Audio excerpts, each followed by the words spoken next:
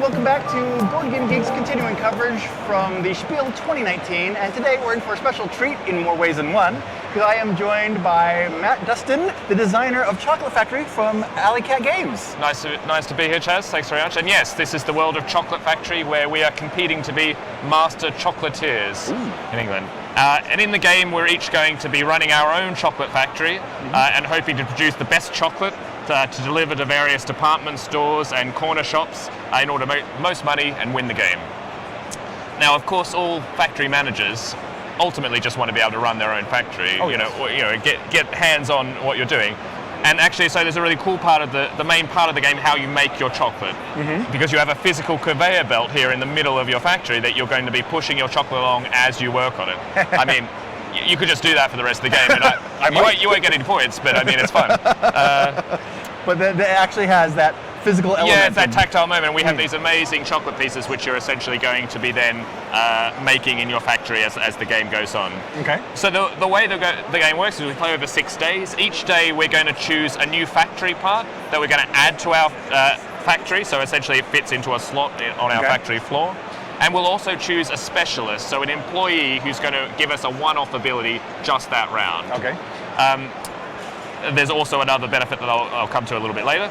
And we do this through an open draft. So if in a two-player game we have these different packets, I'll choose one of the packets, maybe this. I choose one of the things. You can choose any of the remaining packets. Maybe you want this employees particularly, so you choose them first. Okay. Anything in the packet you don't choose is discarded. Then we come back the other way. You'll get your second choice. But now you must choose a part because you need one of each. So you'll get a part, and I'll get an employee at the end. So at the end of every round, you'll have chosen a new part to add to your factory and a new employee. Okay. And then we essentially get to run our factories at the same time. And the way this works is quite simple. You have 3 conveyor belt tiles.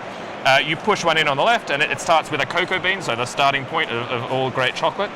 So you push it in, and now you can operate all the parts in your factory.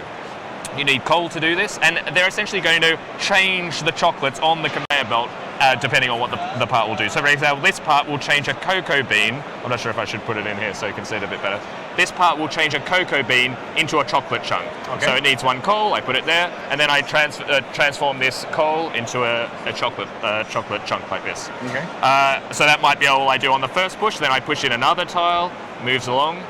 And now I could possibly work on both of these things. So parts always act on the conveyor belt that's in front of them, essentially. Okay. Yes. So now, for example, I could do this, which is a 1 upgrade.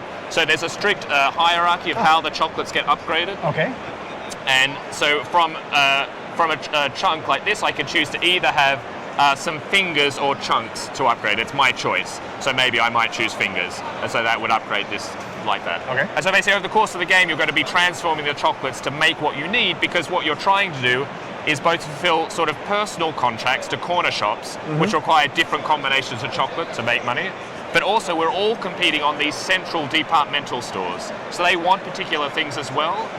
But on our turn, you can only fulfill to a department store that matches the employee you got. They're kind of your way into that department store for that round. Okay. So for example, I chose this person from the Palace Boutique, which is over here on the left. So that means on this round, I'm the only one who can fulfill anything for the Palace Boutique.